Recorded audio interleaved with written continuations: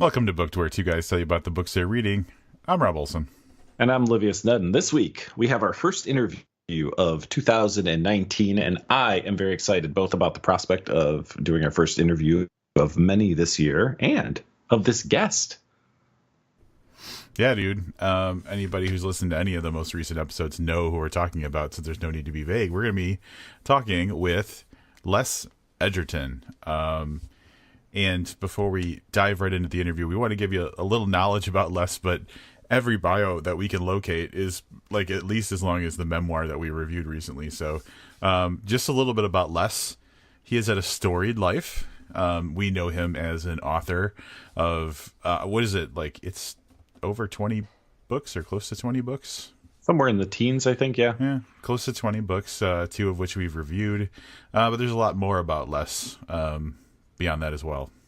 Sure. So there's 9 paragraphs to the Amazon bio. I know Rob knows this. It sounds like I'm telling Rob, but he already knows this. But all right, Les Edgerton has published 18, and I believe this to be just a little outdated. So I think it's 19 books, including Adrenaline Junkie. But let's see. Other than that, Rob, what else has he done? He was in Prison. He was in at least one porn movie. He was a hairstylist. A state champion hairstylist. Yeah. And a variety of things. You really should go back a couple of episodes and listen to Adrenaline Junkie, where we spent like probably 40 minutes talking about his life because we talked about the memoir. Yeah. So, but that wasn't enough. We thought we wanted to get him on, and what we didn't say in the review is that there are certain things that we specifically didn't talk about the memoir because we knew that it was likely we would have him on, that we could kind of dig into some other stuff. So we gave you part of the show, but not the whole show, and now you're going to get even new, fresh content directly from the author. So I'm very excited about that. I am too. This could go off the rails rather quickly, though. So word of warning, there will be a lot of, I don't know about a lot, but there will be talk about sex, violence, crime, hairstyling. It's going to be a crazy, crazy interview. Yeah. Without further ado, here is our interview with Les Edgerton. Les, thanks for joining us, man. I'm really excited about this. We've known you for a long time, but this is the first time we've had a chance to talk on the podcast. Well, thanks for having me, guys. I appreciate it. And call me on a sober day. Good. Actually, that's funny. I was preparing to get on this call, and I had a beer that someone had given to me, and I was like, oh, let's drink this one. And it fizzed up all over the place and ended up not being good. So I went with a sparkling water instead. So we caught me on a sober day too. The reason that we're interviewing you right now is because you just recently released your memoir, Adrenaline Junkie. And obviously that begs the question, what made you decide to write a memoir?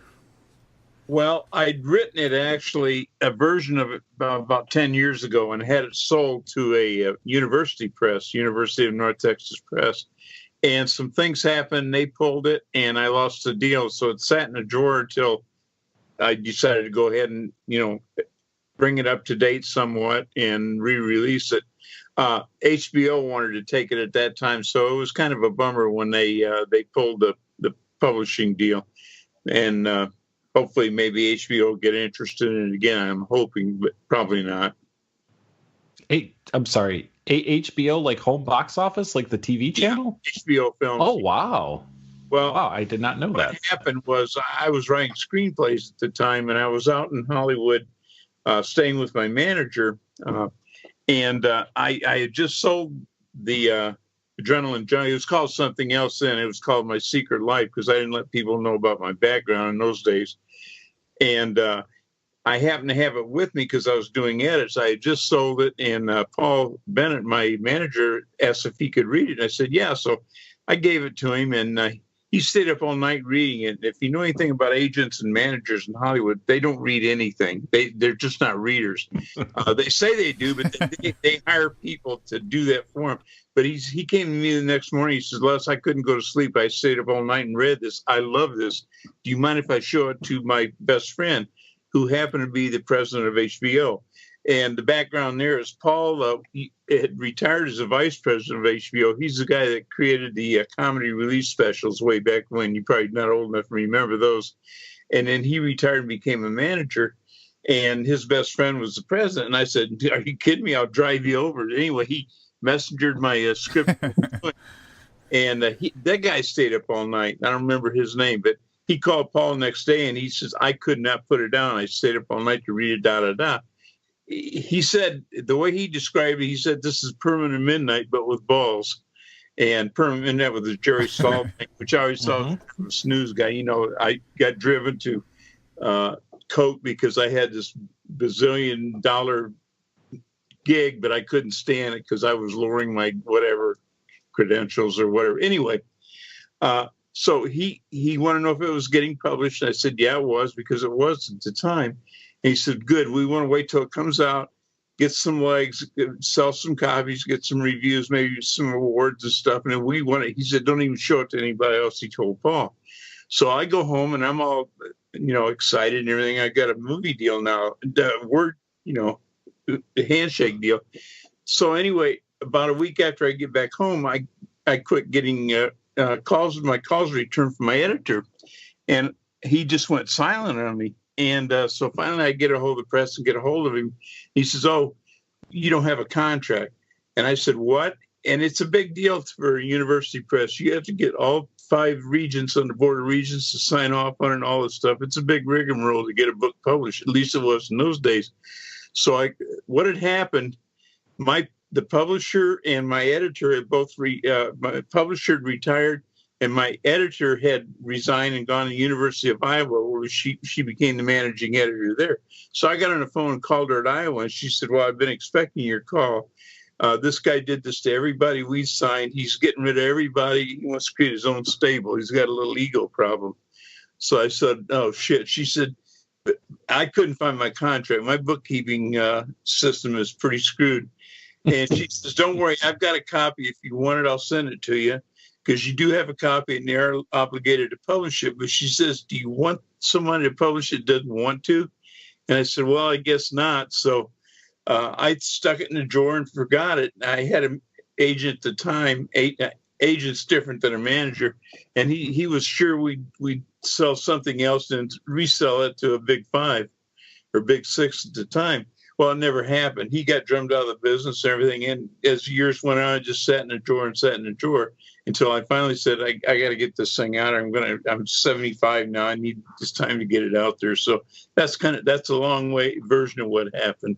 I think that's one of the things that, and we've talked about this on the podcast with other guests, the frustration of you working your art, for lack of a better term, and then it being dependent on so many different things for it to get, like, if a guy paints a painting, the painting is done and anybody can look at it, especially now with the internet and stuff, and it gets tough because you've got, like you said, there's an agent, sometimes there's a manager, then there's a publisher, and then there's other things that go on at the publisher, and so many people have to have their fingers in your work before it can be seen widely, that it's got to be just terrible. We talk about sometimes where someone gets a book deal and we're really excited for them, and you're like, "Oh yeah, it's coming out in 2021. Yeah. You go, Jesus, that's a long time to wait for something that you've poured blood, sweat, and tears into. I've had so many negative things happen to me in publishing. I need to write another book about all those things. An expose on the publishing industry. Yeah. That would be interesting. There was a whole thing about your book Bomb, right? There was a lot of kind of similar publishing, like big things were going to happen and then they fell through, if I remember. Yeah. Random House took that in auction, and auction was a big deal. And we had to pose it as my first novel because nobody wants to auction a book that's your second novel. No, it's a big ego thing that publishers are into. They all want to discover the guy, but they don't want his second book. Well, it's actually my third book. But my agent hid that from him, and it came down to St. Martin's and Random House. And St. Martin's offered me $50,000 as an advance, and Random House offered me $45,000. And I went with biggest mistake of my life. I went with Random House, which is a huge mistake, but I went with them because they're Random House and nobody else is. And so we signed the contract. They assigned me an editor, Scott, somebody, I forget his name now, thankfully. And I went through 8 major rewrites with this guy, and then finally, what happened was Random House got sold to God, who was it? I can't think of the press now in England. Penguin? No. Sorry. No, that's all right. I should know this by heart, and I just can't recall the name. Anyway, they sold the whole press. Well, before that had happened, Ann Godolph, who's the president of Random House, called my agent and said, Jimmy Vines is his name. She said, when Les's book comes out, she said, I love his book and da-da-da. She said, when it comes out, it's not only going to come out in the bestseller list, it'll come out as #1. And the reason she could say that was bestseller lists are not determined by sales much at all.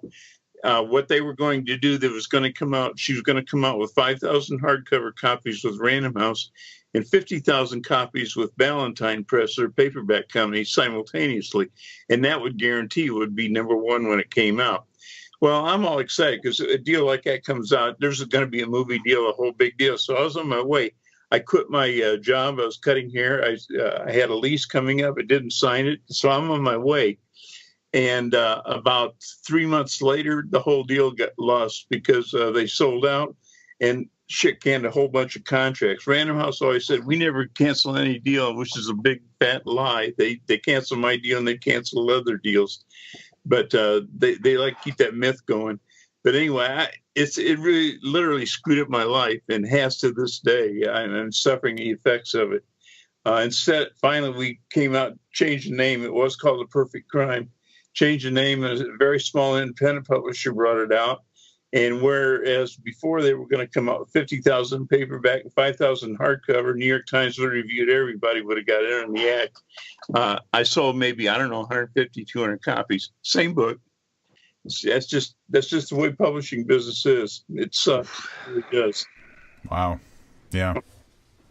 What are you going to do? Yeah. Specifically about Adrenaline Junkie. So we had discussed what we thought was a great job you did with keeping the writing kind of relevant to the time it took place in. So there's a lot of language, sure, and there's a little bit of a feel, I think, too. Were there any internal struggles about the language you would use in telling the story, considering the fact that we're telling a story that's, a few decades old, and we're trying to tell it to an audience in today's society? No. I do not believe in being politically correct on any level. I wrote an essay that was published about 15 years ago about this. And in fact, it appeared in one of my books. I think it's the downfall of freedom in this country. I think it's a horrible thing. And so, no, I don't believe in it at all. And so I would never censor myself. Now, I wouldn't go around and use the N-word and stuff like that. I respect people. I'm not going to do that. But that's what was going on at the time. I'm going to report on it. It's so important to me to be honest and be truthful. And I don't see any other way around it. It's just never a consideration to couch anything and, that kind of thing. Not going to do it. Well, that's one of the things that I thought, and I think Rob's on board with this, that you did it in a respectful way, but kept it feeling very genuine. Sure. So it wasn't watered down at all, but was still handled very well. You're probably talking about the N-word mostly and things like that. And I was a convict, I was in prison, all that stuff. We didn't use that word very much. It just wasn't used. It's used more in movies and books by people that think that's the way people talk, and they don't, than it is by real people. You know what I mean? Sure. Mm-hmm. And I guess you almost said it because you said, I'm going to report on things honestly, or whatever you said. It has a journalistic kind of quality to it where when you're reading this book, this tale of your life, it reads like someone reporting on that time, not someone trying to embellish or anything. So it reads very true to life, which is, I think, a really good quality of the writing. Well, thank you. And that's what I intended. We had that guy, James Frey, a few years ago when he wrote his so-called autobiography or memoir. That's right. And he fabricated about it. And I said, gee, he's ruined it for everybody now. And I said, no, I'm not. There's no reason to do it. I've had a life that, most people can't even imagine, I don't think. And there's no reason to embellish anything. My problem was I had to tone things down because I think a lot of people wouldn't. I mentioned that in the book itself. I had a good friend, Bob. Good friend. I can't think of his last name now. But anyway, he read it. He says, "Les, I've known you a long time. I believe everything, except this day when you had three or four different women over." Well, I toned that down. I actually had 6 or 7 over, and I didn't have one. They showed up one after another. We kept going the same damn movie, and I screwed them all. And they went on their way. That was not a normal day, but it wasn't an abnormal day either. And so I cut out a couple of them because I thought, now people won't believe this. And then he says, that's the only thing I didn't believe, that you would do 3 or 4 or whatever I'd left in there. I said, screw it. You're not gonna win, because people judge other people's lives by their own lives. And if they can't do it or can't imagine themselves doing it, they think somebody else is making it up. And it's just not true. I remember when Wilt Chamberlain came out with this book, and people said, no, he couldn't have screwed 2,000 women. And I thought, Jesus, I bet he screwed 20,000, because it's not even a stretch. But people that don't do that or haven't done that can't imagine that. Did we have that conversation on or off the podcast, Rob? Because we're talking about, like, we have to put, like, when we're reading this, like, the only frame of reference we have is the lives we live, or maybe someone who's really close to us. Yeah. So Rob is quite the ladies' man. So come on. I have to base all my knowledge or all my beliefs on your book on knowing Rob is really what it comes down to. It's all sarcasm, but that did come up, and when we were, I don't know if you listened to the review or not, but I mentioned how only about 10 times. Oh, well, all right. Then you remember I mentioned how my brother had a life kind of similar, sure, with some of the ups and downs and some of the womanizing and stuff. And had I not had him as like a focus of perspective, yeah, I would have found it more unbelievable. So yeah, you're absolutely right. We only see things through our experience, and so many things could be considered like out of unbelievable, I guess. Well, I talked about when the movie Shampoo came out. Yeah, I don't know if y'all remember that or ever saw it, but Warren Beatty was in it, and it was the life of a hairdresser, and he was pretty rowdy. But he was a piker compared to what we were actually doing. I mean, we were doing probably 10 times the things he was doing, he showed in the movie. And people thought that was shocking. I'll never forget when that came out that weekend. I came back in their salon. I was working in New Orleans, a place called Snobs. And there's all these men there. We just did women in our salon. And there's all these men there. And I went to ask my boss, Anthony, I said, what the hell's going on? And he said, they all saw the movie. They didn't realize we were nailing their wives and girlfriends. It's picked up a lot of male clientele then, but so it was good.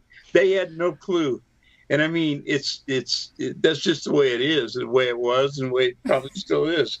Maybe, I don't know. God, man, wow. I just guarantee you, if you get a woman back and you want to do that, you get a woman in your shampoo bowl and got her back, and you got her hands in her hair, you're 6 inches from her, talking to her. There's something happens. There's a chemistry that happens, and it's just very common.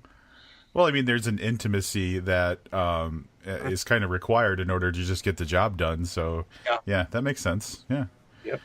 We're going to post this episode, and hairstylist school enrollment is going to skyrocket across the United States. I had a good friend that was he was very wealthy. His dad owned a chain of funeral parlors, and he was kind of a dildo. He wasn't much of a player or anything. And I took him to the Midwest Beauty Show with me one year in Chicago. I used to work for Clear. I was a platform artist, and so I do. The Midwest Show gets about 35,000, 40,000 hairdressers from all over the country, mostly the Midwest, but really all over the country. And they come there to learn new techniques and stuff, and to party, basically. It's 3 days of hedonism. And he got late about 2 or 3 times a day. He never got late 2 or 3 times a month in his life. And I mean, he had to turn people down because it's a party atmosphere. And from then on, he used to go to Cancun and places like that, Hawaii. And then on, he took his vacations at the Midwest Beauty Show. And I mean, he was a doofus-looking guy. Not much personality. I mean, I liked him, but not a player. But everybody's a player when you're in that situation. You just don't. It's just wow. And I imagine the ratio of women to men had to be pretty high, right? Oh, yeah. Yeah. And, So yeah, I guess that's where a guy who's a dildo, Yeah. can yeah. Well, same way when I was in Bermuda, the odds were like 35, 40, 50 to 1 women to men when they'd have what they call college week during spring break and all through the summer. And there was just thousands of women descended on Bermuda from the East Coast, wealthy East Coast colleges, Vassar, Bennington, those kind of schools. Midwest girls went to Fort Lauderdale and in Florida, but from the state schools. But these are girls from wealthy colleges, very elite colleges, coming to Bermuda. And when girls get out of town, they have kind of a freedom about it. When they get out of the country, they really go nuts. Trust me. And we would walk into a hotel, and there'd be nothing but C girls, young girls, teenage girls, and up to their 20s. And you just walk the table and say, "You're going to screw me?" You wouldn't even buy a drink. They buy you drinks, but you wouldn't even talk to them unless they were going to screw you. And I mean, it took 5 minutes. And then you back, get another one, whatever. That's just the lifestyle it was. Wow. I guess those days are gone. I don't know. I'm not. I think that. Rob silences him booking a trip to Bermuda. Yeah, I'm on Travelocity right now looking at flights. I don't even know if they still have. It's one movie that Where the Boys Are came out, and that was so tame. Bermuda was nothing like that. In fact, there was this in 63. I was there, 63, 4, and 5. And they had a club in Bermuda. Bermuda's kind of a staid, big money place, old money and all this stuff, except East Coast college girls love it there because they get out of the country, they go nuts. But there used to be a club there, this is in 63, and it had been there a while, where you could take a date for $5 each, and it didn't matter what sex, what gender, whatever you took. There's a big loft on the second floor, and they had wall-to-wall mattresses laid down. And then they showed that they had widescreen movie screens, and they showed porn movies. And you did whatever you want with whoever you wanted on these things. I mean, there'd be 40, 50 people up there just, all kinds of stuff moving and grooving.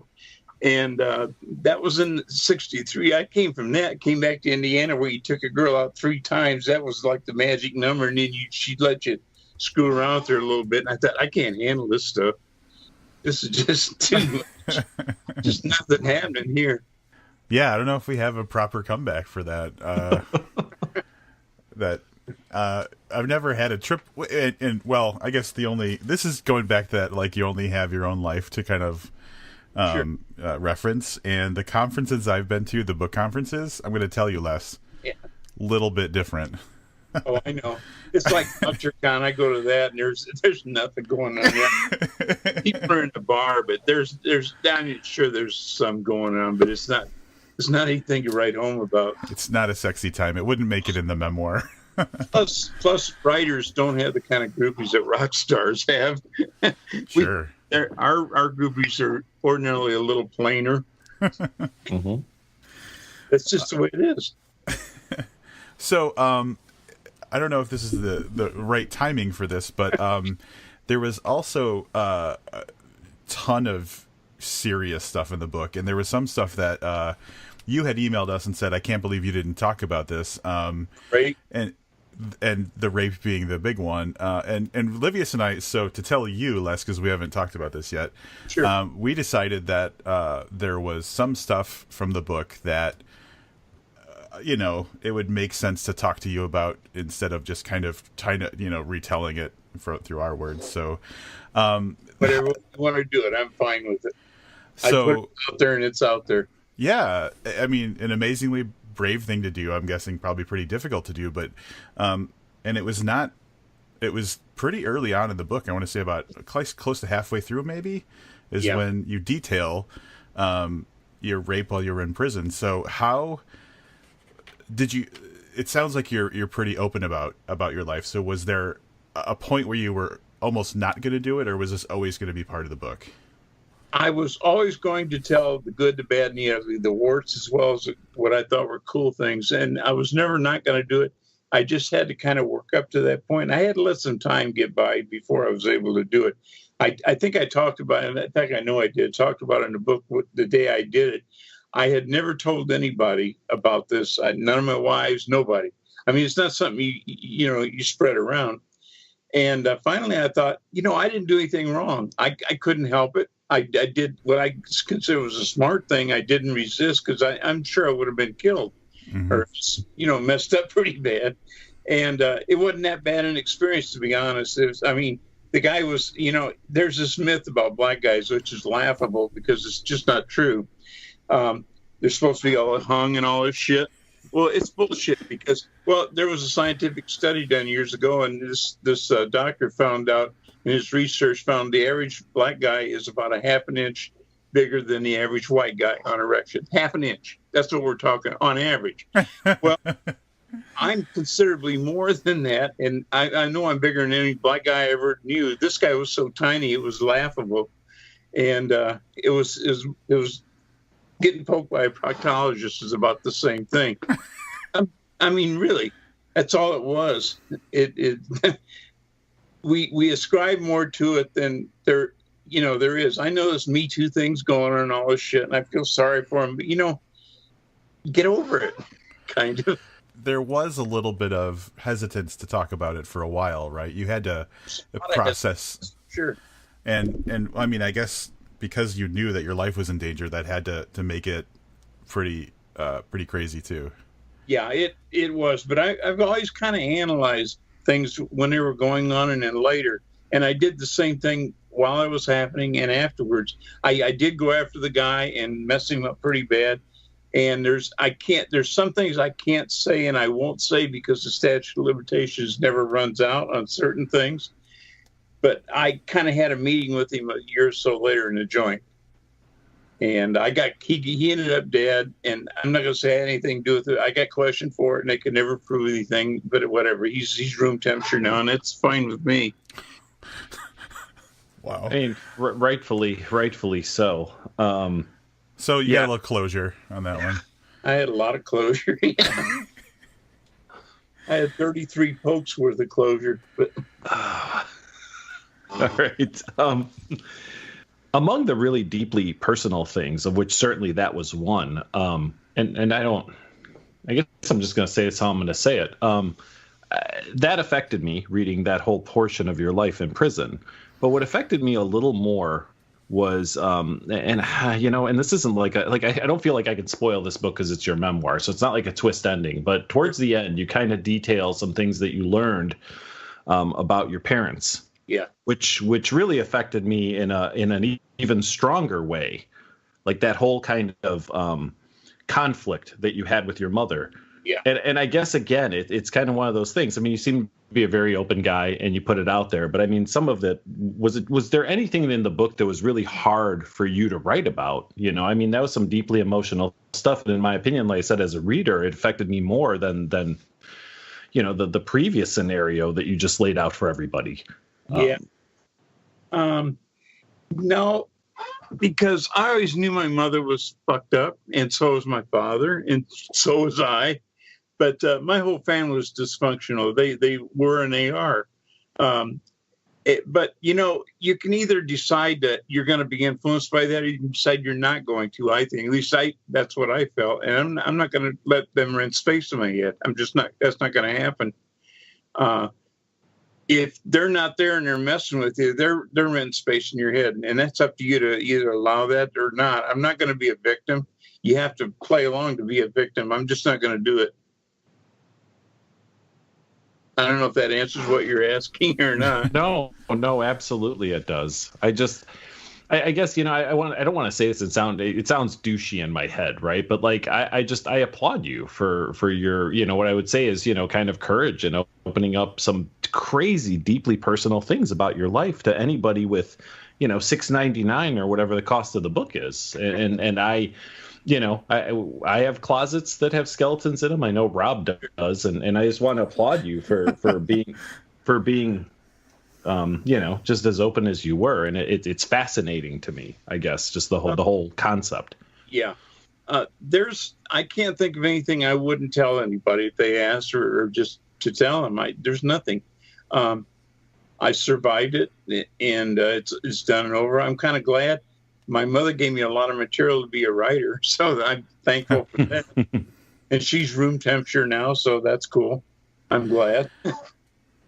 And honestly, like, to me, reading through the parts of that part of the book, I feel like the emotion that I was kind of feeling the most is more like a frustrated disappointment, almost.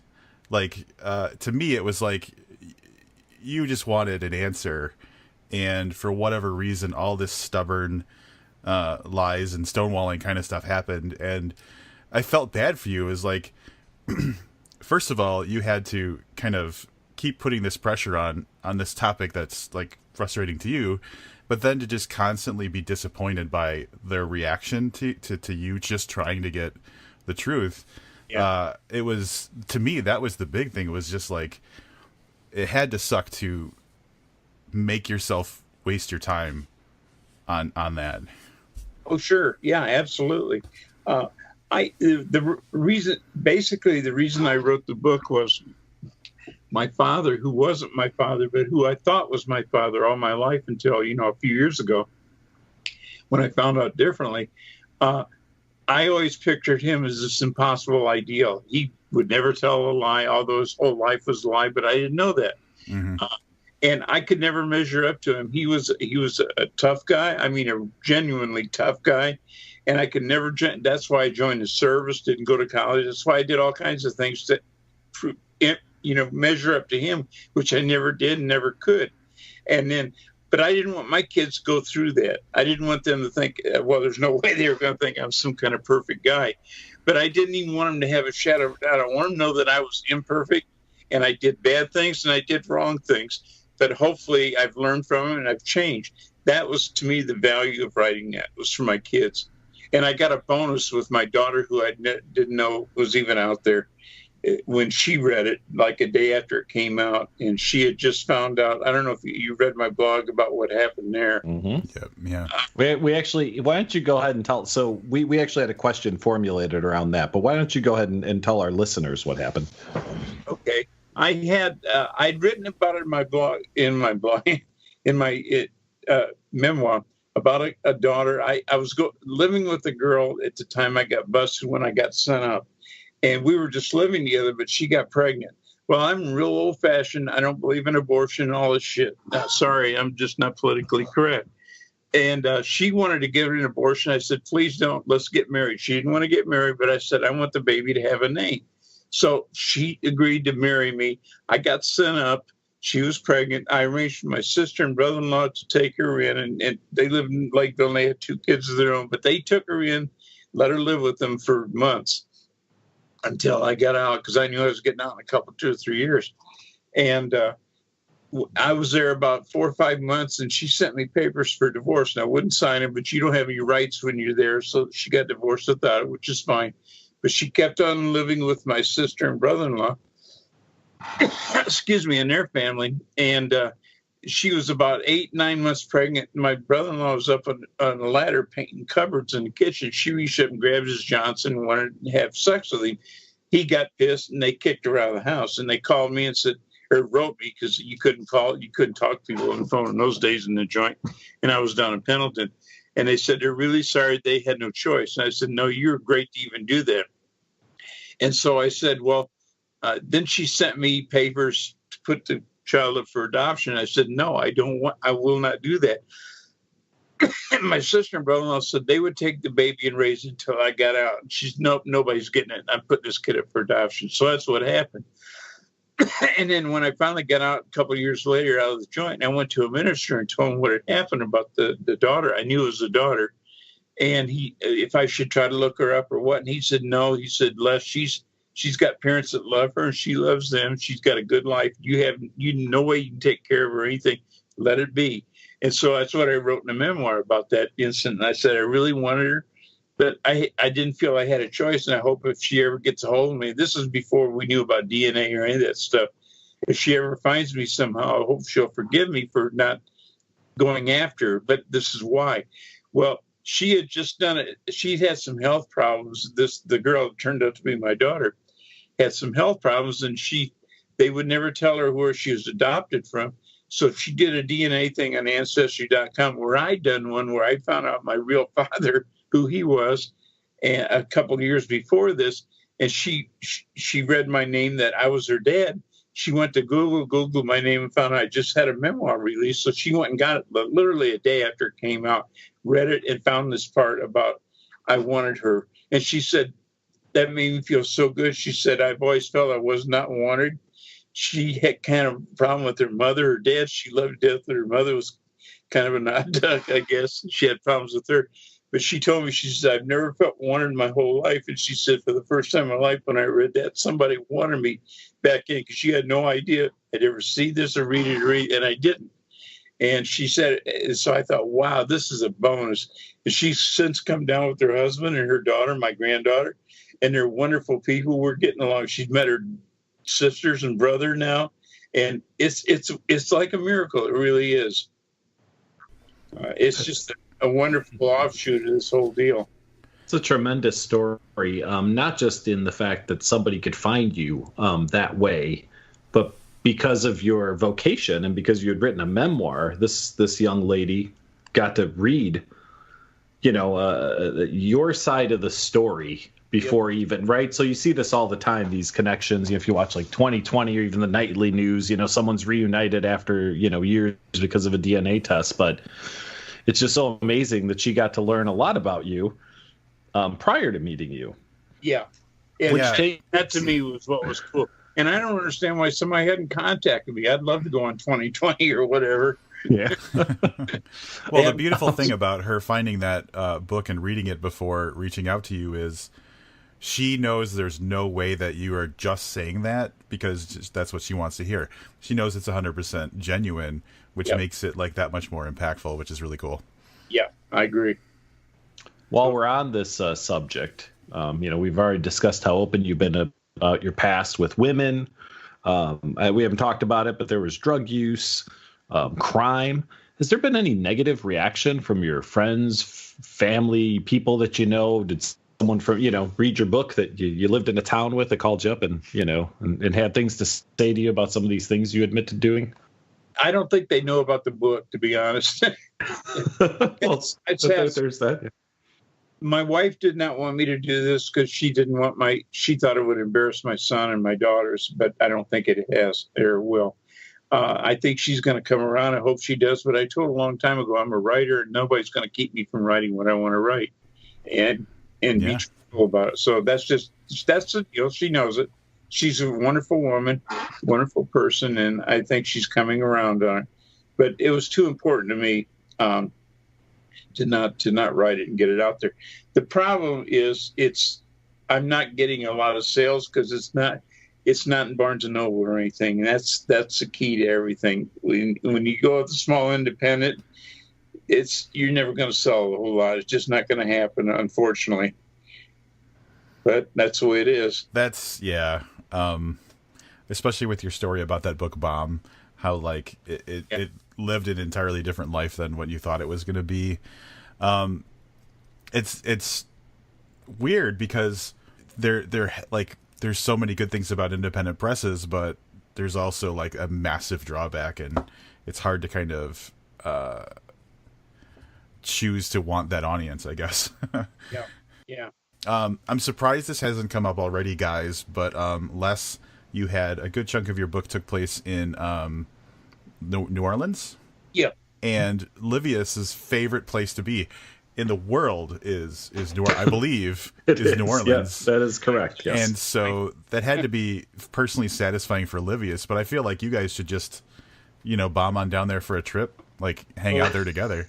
I'm never going unless if I have to leave, I won't go. I told my wife that when we left that I'll never go back there. I love it more than any place in the world unless I can stay there. I can't go through leaving again. So I get down there once to twice a year, for the most part, for the last 15 years or so, with a couple of off years. They had that inclement weather thing, Katrina, a few years ago, so we skipped a couple of trips. But it's just funny because I'm reading this, and you're saying how you live behind the Café du Monde. And, of course, I'm a total tourist, right? Like, I spend my entire time in the French Quarter while I'm there, but it is really there is a feel there that I haven't traveled wide and far, but I don't think is replicated anywhere. I tell people, like, if you were to knock me out, drug me, whatever, and you put me out in the middle of Bourbon Street, it could be 6 a.m. Like, there don't have to be people around. Like, I feel there's an atmosphere there. If I was blindfolded, I could tell you where I was. And it's a very, very special place. And I think that, I don't know that I thought it the first time I was there, but by the second or third time, I could definitely tell that there was something there that just doesn't exist, as far as I know, anywhere else. You're exactly right. And you're probably a Mardi Gras kind of a guy. I'll tell you, the best time to go is Jazz Fest. Guaranteed. I have been during Jazz Fest. My favorite time is during Halloween. Mardi Gras is too busy. Yeah. So I'm actually going to be there in 3 weeks from today. I will be there, which is pre-Mardi Gras, which is just kind of a quiet, relaxing time down there, which is what I was looking for. Yeah. Halloween, people don't live there don't realize New Orleans people costume for everything. There's more costume shops there, like there are gas stations in another town in every corner. There's costume shops there. And everybody has contests and stuff. I won one year at 4141, which is a big night. They make Playboy's list of 10 best in the United States nightclubs every year. And I won $500 there one year for a costume I made out of a sheet of cardboard. I made it into a tube and then put over me, and then put garbage can liners around that, and coolie hat, like a coolie hat. And then on the back wrote 3 X's in white paint, and then took whipped cream and put it over my head and dripped whipped cream down. And I walked with my hands going up and down like that. So I was a giant, rubber. So I won a nice contest that year with a homemade costume. But yeah, it's incredible. It's just a party town. And the trick in New Orleans is other towns, people, I'll tell you, you probably know this, you've been down there that much. 2 people you never ask where to go are cabbies and doormen, because they're all comp to steer these god-awful places, cottage sisters and tourist traps that are horrible, like that, Tipitinas and crap like that. And they all get a buck or two when they steer, and that's what the average tourist asks them that. The other thing is, New Orleans people don't go out until 1 or 2 in the morning, and then we stay out all night and then go to work the next day from partying. The average tourist goes back to their hotel at 1 or 2 in the morning because that's what they're used to. That's real partying starts. I think that's actually carried over from the French, because I was in France recently, and a restaurant 7:30 at night, the restaurant's completely empty. 10:30 at night, restaurant's full. This is on like a weeknight. Yeah, right. Yeah. So. And so many young people have moved down there because they went down for Mardi Gras or something. They love it, so they moved down there, and that's their lifestyle now. They do the same thing. Well, I'll be thinking about you if I have to take a nap on a bench back there behind the Café du Monde. You probably don't want to do that. No, you don't. The other thing about New Orleans, people don't realize that the town's chief industry is tourism. So about one out of every 10 guys you see is usually a plainclothes policeman. They're everywhere in the quarter. You won't know it if you're not attuned to cops. You just think they're tourists like everybody else. They're all through there, all over there, watching out for the tourists. And if you get off, see, the quarter's in the oldest part of town, so all around are projects. It's the oldest part of town. And so if as long as you're in the quarter, you're well protected, pretty well protected. So, but once you get a foot off, you're dead meat. And you never want to walk up in the little patios and stuff like that on site, because that's what they'll mug you. I guarantee you it'll happen. Yeah, we made the mistake one year of we stayed just outside the French Quarter. We got a great deal in this old mansion that was converted into a hotel. And I got to tell you, Les, I grew up in Chicago. Okay. And I don't know if I was ever as afraid as walking back to my hotel at night. Yeah. Because it was like too short to take a cab. It was like a block or two outside the French Quarter. But my God, man, it was terrifying. Yeah. Well, I'll tell you a couple stories about New Orleans. My girlfriend, Kat, she's in my book a lot. She was a call girl. And we were in a bar one night about 3 a.m, a little neighborhood bar. And there was 18 of us in there. The reason I know these numbers is because of what happened. and everybody kind of knew each other. We were in Fat City, and somebody brought a new gun in and was showing the bartender. The bartender said, I wonder how many guns are in there. 18 people, it was over 32 guns. And that wasn't all the guns, because I didn't bring mine out because I wasn't licensed for it, obviously. My girlfriend brought out one she had in her purse. She didn't bring out the one in her boot and the one in the car. And I know other people were rat holing, but everybody is armed in New Orleans. I mean, everybody. And there's booze and there's drugs. And tempers fly, and so they don't mind using them. On New Year's Eve, I don't know if it still is, but it used to be the tradition. Everybody goes outside at midnight and shoots their gun in the air. So one year I went with Mousy. He was a husband of a black girl I worked with at a salon I worked with. And so we rush out in their street, and they were in a black neighborhood in Ninth Ward. And everybody's shooting their guns off. I'm shooting mine off. My wife's shooting hers off. And there was a sea of black people. We're the only white people. I mean, there was hundreds of them out there shooting guns off. And I said, oh, this is not a good place for the honkies to be right now. And I looked at Mouse. He said, yeah, maybe you guys better go back inside. So, yeah, that's New Orleans. I love it. Us honest, law-abiding citizens appreciate the fact that we're safe in the French Quarter. That's all I have to add to that. Yeah, so. And we pretty much are. Because there's so many things that don't ever make the paper there, you would not believe, because it's a one-paper town, Times-Picayune. And if they put half of the things that happen there, people would never go there if they realized what was actually going on. I mean, it's a very dangerous town. But it's dangerous in the fact that I grew up in Texas, too, and you're in rattlesnake country, and you look for rattlesnakes. That's the problem. A lot of tourists from Iowa and Indiana or whatever aren't used to looking for rattlesnakes, and so they go to French Quarter. This happened a few years ago. One of the times I was living there was a lady from Ohio, some small town in Ohio, and she went to Louis B. Armstrong Park, which is, if you're a native, you wouldn't be caught dead in there because it's the druggy part. Mm-hmm. It's August, and you see guys with long sleeve coats on. You just saw a rattlesnake, dude. I mean, why do you think he's got that long sleeve coat on? He's a junkie. And anyway, the park's full of them. And tourists go over there all the time because it's Louis B. Armstrong and it's near the quarters. And she was in there and she was snapping pictures with her Leica or whatever she had. And she turned around, this young black guy walking through the park with a purpose, had a long coat on in August. She said, oh, sir, would you take my picture? And she handed him her expensive camera. Well, he did what any self-respecting junkie or drug dealer would do. He'd start walking off with it. She started screaming at him, so he turned around and shot and killed her. Well, it's a rattlesnake. You don't provoke them. You sure don't hand him your camera. But she was kind of a doofus. She was used to the prairies in Ohio, and she thought, she believed all the shit she sees on CNN.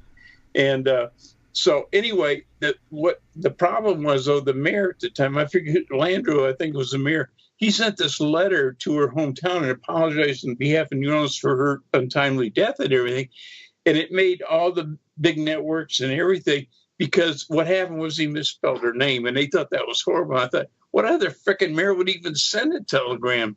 Yeah, no kidding. Spelled her name, but big hairy ass deal. But yeah, that was a big deal. And I thought, well, nobody deserves to get killed, but if somebody did, she was one of them. She's just too stupid to be alive. All right, Les, if you had to pick, and this is going back to the book, and this is kind of lighthearted, so, but if you had to pick between having continued on in your porn film career or having continued on in your escorting career, which one would you have gone and why? Oh, the escorting, better money and better places. The porn, we didn't call it porn in those days. They were just called stag movies. And I only made 3 of them in one day, which shows my staying power for one thing. But anyway, the escort service, this is fairly typical. The heir to the Pontchartrain Hotel, which is very old money and a lot of money in New Orleans. I was in my 30s and early 30s, and she invited me to go to Puerto Vallarta with her and her girlfriend as her escort. And we stayed in Liz Taylor and Richard Burton's suite, their villa. She rented it, and she had serious money. So before we went on our weekend, she took me down to Maison Blanche big ritzy store in town and bought me $5,000 worth of clothes so I wouldn't embarrass her. And then paid, I forget what she paid me, probably another $1,000 or so for the weekend. But it was always nice ladies, and they paid a lot of money. We weren't, scumball by the hour. It was a pretty classy service. So we got cream of the crop, and you didn't have to, you weren't slinging it on the corner or anything. So yeah, it was pretty fun. When Livius was selling himself, it was a different story. Oh yeah, for cigarettes. Yeah, man. Especially now, if you try to buy a pack of cigarettes now, it's like $10. Yeah, I know. Quit. I finally quit.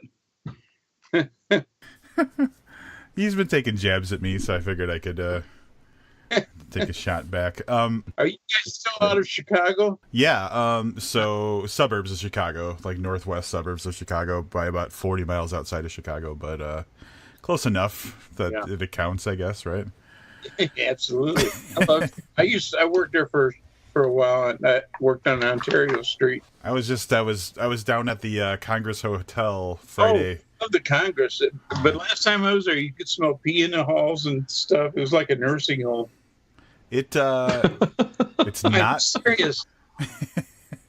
It's not like that now. I guess the thing that I was told, I wasn't aware of this, and being a Chicago guy is kind of embarrassing, but I guess the fourth floor was where Al Capone, he had the whole floor, and I stayed like 2 rooms over from what was his kind of standard room, and yeah, it's nice. It's obviously that it's an old building. Yeah. So you don't expect it to be like these new hotels, but it was cool to be around that kind of history. Well, it's probably been 30 years since I was there, and it was going through a period. I think they rejuvenated it, or whatever you call it. Sure. Later, but it was kind of getting down at the heels. Do you ever go and see? What's his name? He's got the club right up a block away. The Blues Club. Buddy Guy Legends. Yeah, Guy. Yeah. No, never got to go around to that. My son was going to go to Columbia up there, and he offered him a job while he was going to school, and then that fell through. So. I went to Columbia for a couple of years, and that's one of the bars that didn't really care about karting. Yeah. And although I never saw Buddy Guy perform, I did actually see him He's never there. In the bar. Usually in New Orleans or Detroit. Yeah. Well, this was back in I guess this would have been 90, 91 maybe. And I honestly, it's probably a shame to say this, I wouldn't recognize him if someone didn't point him out to me. Yeah. But there was, I think, twice that we were there, someone said, "Hey man, that's Buddy Guy," and I go, "Oh, that's really cool," but I couldn't identify a Buddy Guy song if one bit me on the ass. Yeah, I don't even know if he's still alive. I think he is, but yeah, that club's been there forever. That's pretty wild. So, outside of what this is just something that I feel like we can't not mention it. Outside of what's in the book, the Charles Manson thing just totally threw me for a loop because it seemed like so kind of by the way, like it was and it was kind of cool because that person has such a place in the cultural identity of like a certain time in America, and for you it was like, oh, this guy was bothering me, and I thought that was like the perfect way to include something like him. So well, he's in he's room temperature now, but he's in that job. There's some guys like him in a joint, but they just don't have to get the press he does. Yeah. Actually, I don't even think he did anything himself. He just had his little bimbos go out and do stuff. Yeah. So did you get anything out of him that is not public knowledge? I can't think of anything. It was just general shit. Guys that were enjoying talking about shit they got away with, bragging and stuff. His roommate, his cellmate's a guy that really frosted my patooties. Roger Smith. He billed himself as the world's most stabbed inmate, which he probably was. He was stabbed over 300 times. And he's stabbed over 300 people, and so every gang in a joint has got a hit out on him. And that's why with Charles Manson, because both of them are punks. If they were out in the yard in general population, they wouldn't last 5 minutes. So they get taken care of so quick. Yeah, so they put them in safekeeping and protect them. But it's where pussies go. But that's kind of what he was. But this Roger Smith kept asking me to write his autobiography for him. And his deal was he'd been in the system, been in the joints all his life since he's a juvie, and now he's got religion. He's found God, or God's found him, or one of them found each other, and he wants to steer little tykes like himself away from a life of crime. Well, it's a bunch of horse shit. He's got a jailhouse conversion. He wants some notoriety is all he wanted. And I could read him like a book. And I kept saying, no, I'm sorry, Roger, I don't have time. I got a lot of stuff. And finally, this went on for about a week. He's begging me to write a story. Charles Manson has a secretary in North or South Carolina, or he did when he was alive, that kept all his material, made all his things for interviews, took care of all that. He can't keep the money, but he gives it to charities, and she runs all that shit. And he'd gotten Roger in with the secretary. So Roger's saying, I've got journals I kept all my life. I got trunks full of them. You can have them all. And just write my story so little kids won't fall into my life of crime. And like I said, I kept saying, I can't. I just don't have time. And finally, I got a tickle in my throat, guys. Anyway, finally says, Les, what's the real reason you don't want to write it? And I said, you want to know the real reason, Roger? He said, yeah. And I said, well, to me, you're like a serial killer. You keep stabbing people. You're doing the same thing over and over. And to be honest, serial killers and you are boring. They keep doing the same thing. They don't ever try anything new. And he said, really, that's why you don't want to write it? I'm boring? I said, yeah. And he says, then he lost his religion, called me MF this and MF that, which is normal. And said, if I ever get out of here, you're the first guy I'm looking up. And I started laughing. I said, Roger, you're in Corcoran. There's 14-foot walls. They ain't letting you out unless they have the biggest earthquake California's ever had. And the problem is, even if you did get out and came to my house, look me up, you work with a knife. I got a gun, dude. So that was Jesus. That's how you handle a guy like that. Yeah, he's a joke. So was Charlie Manson. People, that's why some of my books sell real well. The people know about them because they can get next to dirt without getting in on them. And it's... Listen, I prefer it that way, to be quite frank. So I'm okay with not getting the dirt on me. So. And again, like we're kind of out of questions. This is just like topics for general discussion, but I am fascinated by hairstylist convicts. I mean, since I read this book, I am telling you, I think about this maybe every goddamn day. He won't stop talking about it. He won't. Well, telling you. That's Indiana, and it's not that way anymore. And I don't know how many other states it was. But I tell you what, when I was in the 60s, guys that got out of barber school had people waiting for them because we had a reputation. We were in school so much more, worked on so many more heads than anybody in civilian schools. We just knew our stuff. And so the barbershops, which is where I started, they knew this in Indiana. And I guarantee I could walk into any town in Indiana and walk into 3 barbershops. And by the third one, I would have seen somebody went through school in the joint. Guaranteed. Probably all 3 of them. And that's just the way it was. When I went to work in South Bend for a twin brother. He and his brother were twins. They were out on lifetime parole for murder, and they owned a shop in Niles, or not Niles, Roseland. And went from there to another shop in the west end of South Bend. And that guy was from the joint. Went from there to a place in Lakeville. That guy was from the joint, and then went to work at Michael's, who was the best stylist in Indiana. He started learning to cut hair when he was in boys' school, and so it's just. We're just the best. We really are. Head and shoulders above everybody. People that were in civilian schools, they would get to work on 1 or 2 a day if they were lucky. When I was in there, the warden the superintendent made everybody get a haircut every 2 weeks. So we had over 2,000 inmates that we worked on. So I would do 10, 15 haircuts a day every day. Plus, you're in there longer. We had so much experience over, civilian barbers. That there's no comparison. So people wanted us. Now every state's different, and so but in those days, the people that had barber degrees from Pendleton went out. I'd say the recidivism rate was probably 90%, over 90%. Did not come back. We walked into I walked jobs 500 a week in '68, and that was good money, and that was the lowest I had. after I learned what I was doing, I was making double that. And this is in the late 60s. So there's no reason to do anything. You don't want to mess up your meal ticket by going back to the joint and working for 2 cents an hour. With all due respect, I'm going to disregard that you said that may have only been in certain places and that it's not happening now. And I'll tell you why. Because right after I finished reading your book, I went in to get my hair cut. I get my hair cut probably every 4 to 5 weeks. And I walked into the same place I always walk into. It's a chain. I'm not going to name the chain. But there were 3 women working, and it didn't matter to me.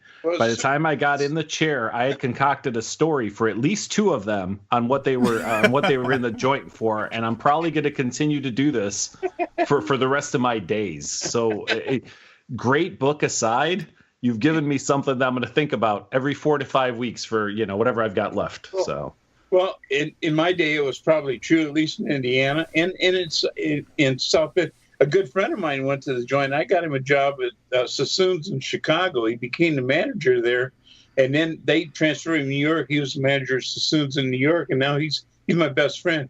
He's got the leading salon in the Southwest in Scottsdale, Arizona, and I go see him about every year, spend a week with him. But he's a joint guy.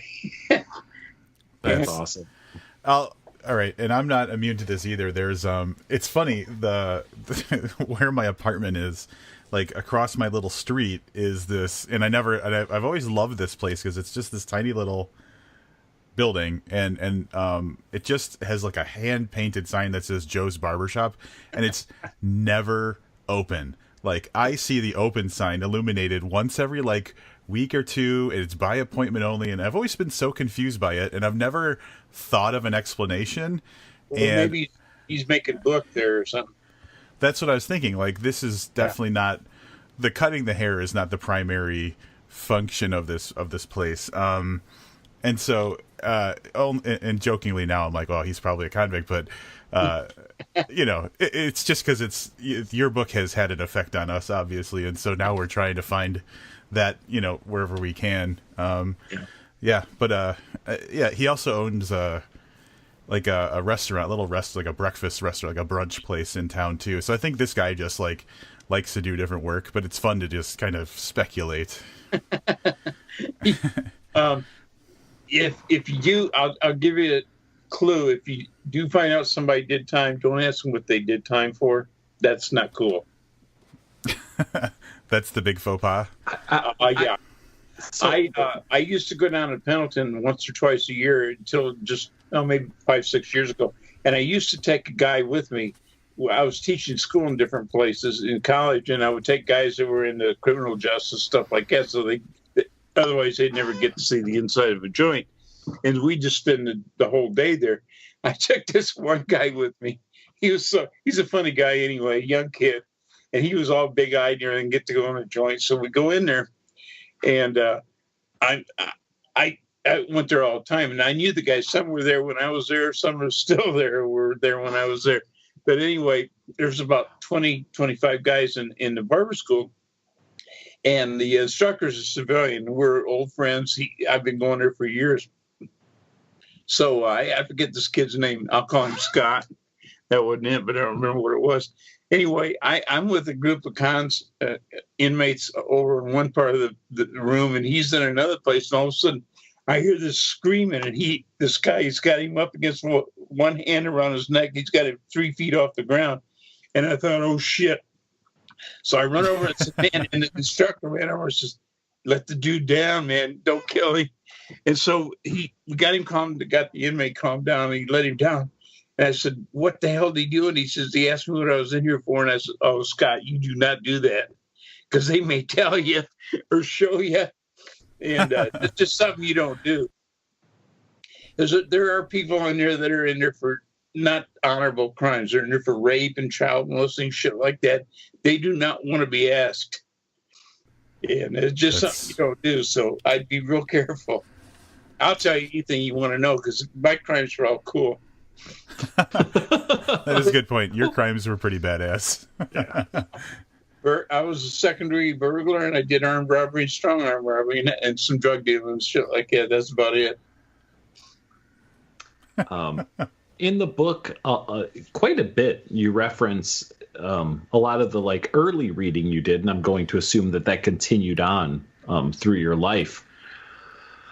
I don't, I'm not asking for you to pick, a recommendation of the greats, but kind of give people an idea of who you think has come closest to perfecting the craft. Oh, no doubt about it, Camus. The Stranger's the most perfect book ever written, in my opinion. I think he subscribes to Eastern philosophy, where in Eastern philosophies you always put a small flaw in a rug or something because you don't want to challenge God.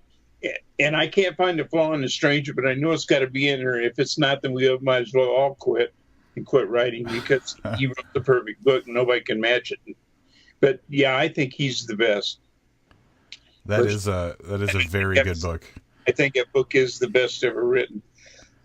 But there's people I like Harry Crews. I think was a freaking genius. I really relate to him a lot in his life and everything, and his writing.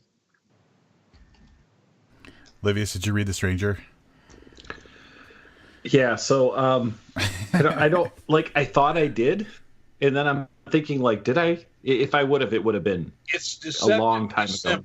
It's deceptively simple. It's a small book and all that, but it's brilliant. I think it's absolutely brilliant. I will tell you, I am going to read it again if I read it. You may not have that impression. It's everybody's has different tastes. Oh, it worked on me big time. Yeah, I was in my 20s, I think, when I read it. I was like in an opening of my mind kind of age, but like it showed me some things with like people and the way they interact that I hadn't really thought about before, and it was very powerful. I like his tone in the book. It's very amoral, and that's kind of the way I am. Very amoral. I can see that. Yeah. Yeah, and that's what I kind of instinctively try to do anyway. No, but there's a guy that likes me a lot now, and Joe Lansdale. I don't know if you're familiar with Joe's work. Mm-hmm. And he said I'm his favorite crime writer, which didn't do any good because it didn't give me a good publisher yet or a big publisher. Whatever. He's reading Adrenaline Junkie right now. Says right. He told me I picked it up and I can't put it down. So we'll see. Maybe he'll send me to somebody. I've been telling Rob to read the Hap and Leonard series for I think as long as I've known Rob. Yeah. I've been dodging it. No, we always read other stuff. And Elmore Leonard, I love his stuff. I love his voice. And Hollywood never got him right. They did one of his movies right, and that was Kill Shot. It's the only one. It's the only one that didn't do real good box office, too. They always screw him up. They think he's broad comedy, and he is not. He's black comedy. They always miss him. When they did the Raylan series, TV series, they got that so freaking wrong. Wrong. Oh, I feel a debate coming up here. No. I mean, well, here's the thing. I love that show. I have not read a lot of Elmore Leonard, so I have no debate there. Yeah. But the character Raylan is exactly like the guy that played the antagonist in that. I forget his name. He's a well-known bad guy. Yeah, Boyd Crowder. Yeah, they were exactly alike in the books. Looked alike, acted alike, everything. Okay. And they give him this big white hat and all this bullshit. And Hollywood people are just freaking stupid. I guarantee they are. Get Shorty is a black comedy. It's not they want to do everything as a broad comedy, and that's not Elmore Leonard. He's very subtle. And my favorite book of his is Kill Shot. I love it. And they did a movie with him that was perfect. It was perfectly cast, and it died because it's not the kind of taste the average person. The average person is not smart enough to get Elmore Leonard. They're just not. Oh, Livius, that might have to be our next review. I'm not opposed to reading some Elmore Leonard. We actually did that. What was it? The novelization of Justified? What was that called? Well, yeah, it was after Justified released. Elmore Leonard wrote a book called Raylan, which was essentially the plot of, I think, most of the second season of the TV show.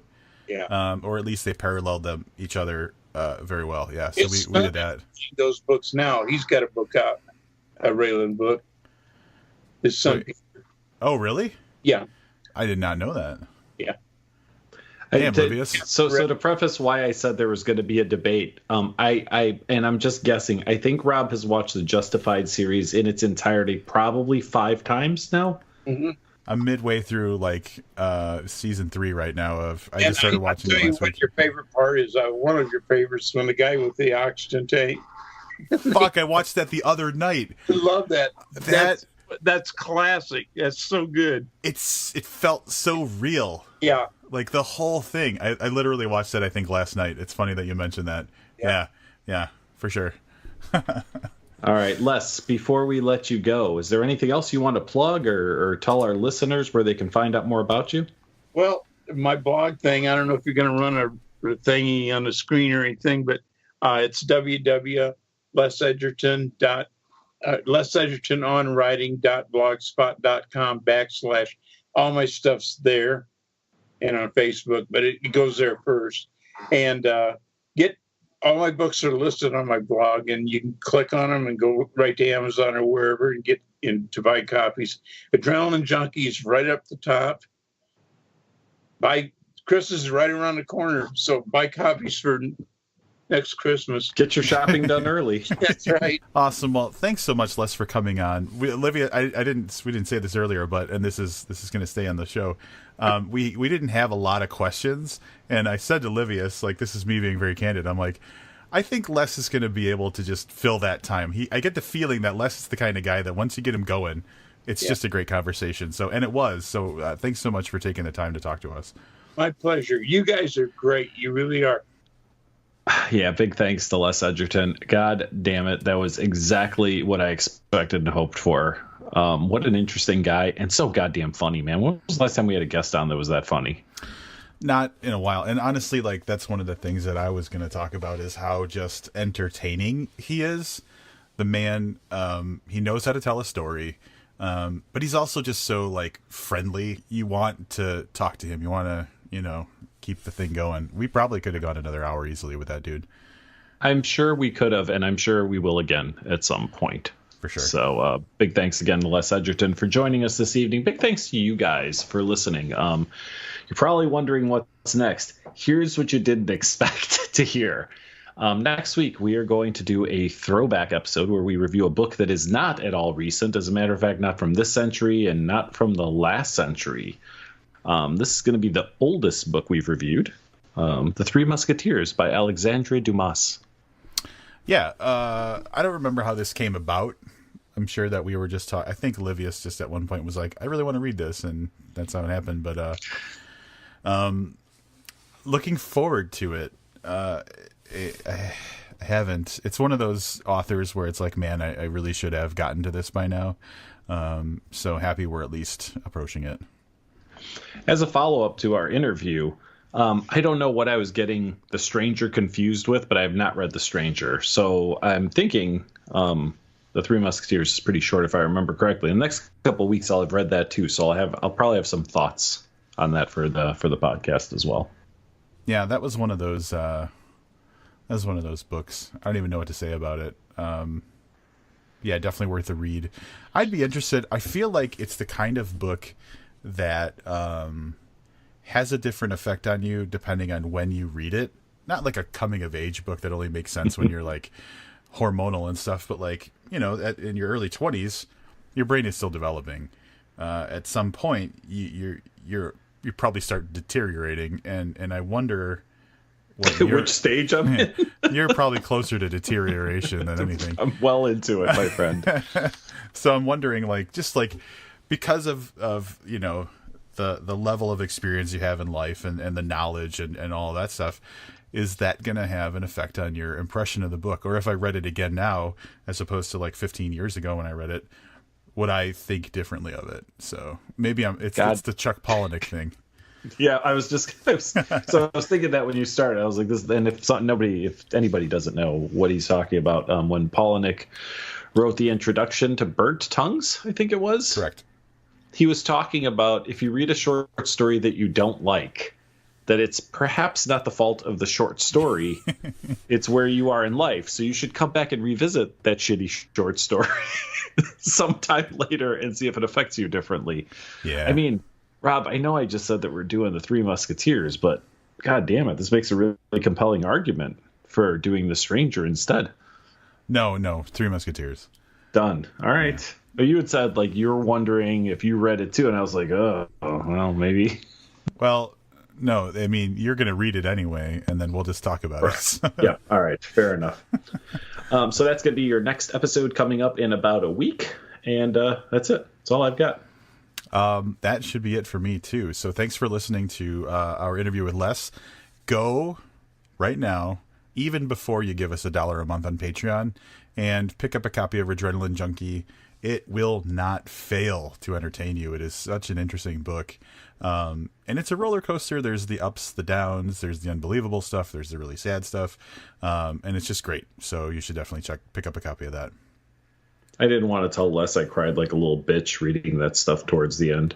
Dude, I cried like a little bitch when he was explaining on the interview all this stuff about his daughter. Oh my God! Les is listening to this right now, and he looks over. Somebody's like, "I knew these guys were a bunch of fucking pussies." That's exactly. Yeah, exactly. The nicest pussies I've ever talked to on a podcast. Yeah, exactly. So, all right, guys, thanks for listening. We'll be back next week. Until then, I'm Olivia Snedden, and I'm Rob Olson. Keep reading.